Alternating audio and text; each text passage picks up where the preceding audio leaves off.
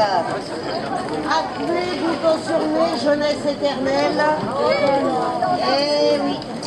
Otite, gingivite, trachéite, arthrite, tendinite, cystite.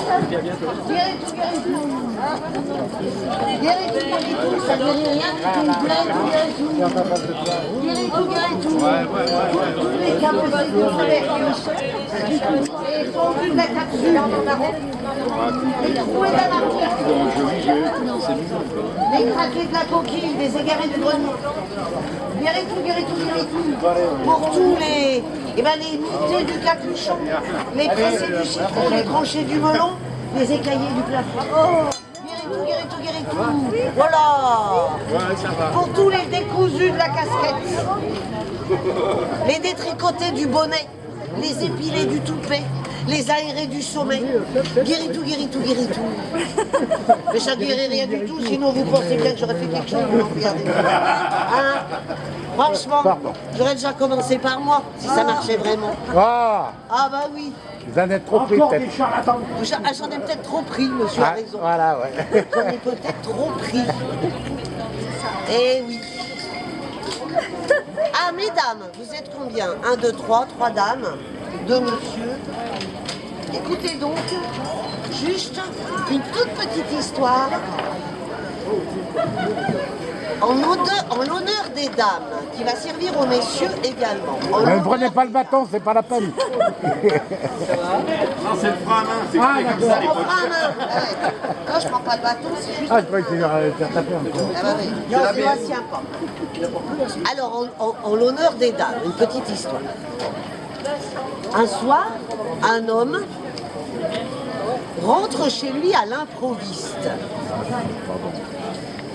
Et il entend de drôles de bruits en provenance du couloir au fond duquel il y a sa chambre à coucher. De drôles de bruits. À pas de loup, il s'approche de la chambre et épie derrière la porte.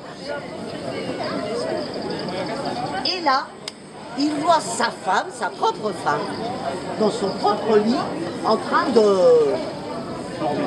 Dormir. copuler. Et plus si affinité, avec un autre homme. C'est pas vrai. Ciel, s'écrie-t-il, mais qu'ai-je vu? Sa femme sort de la chambre, ne se démonte pas lui. Bah, qu'as-tu vu, très cher? Ah. Je t'ai vu, toi, avec un autre homme, dans mon propre lit, en train de... Et plus si affinité. Elle lui répond alors, sans se démonter, ça y est, j'en étais sûre. Ce sont encore tes idées folles.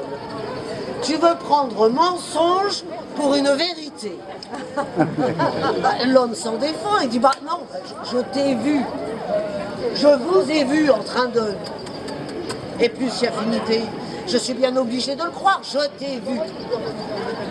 Mon pauvre ami, pauvre fou que tu es, si tu crois et tiens pour vrai tout ce que tu vois. Tu ne dois pas faire confiance à tes yeux qui te mentent souvent. Le prenant par la main, elle l'emmène près d'une grande cuve remplie d'eau. Lui demande de s'approcher, de se pencher et de dire ce qu'il voit.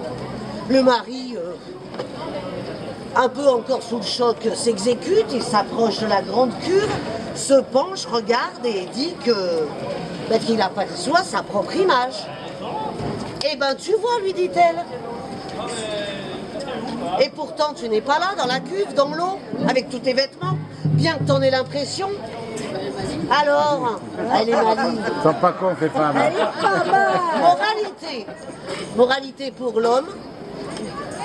Chacun doit croire ce que sa femme lui donne pour vrai. Plutôt que de croire ses yeux perfides qui lui font voir des choses folles. Hein? Et moralité pour la belle, ruse et intelligence sont les clés de la réussite. Mesdames. Elle est très vieille, cette histoire.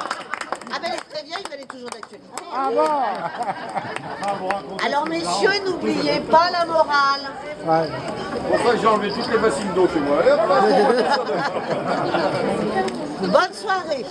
Merci. Vous vous en souviendrez. Oui, oui, oui, pas mal. Faut la noter. Attention, Guérétou, Guérétou, Guérétou. Guérétou.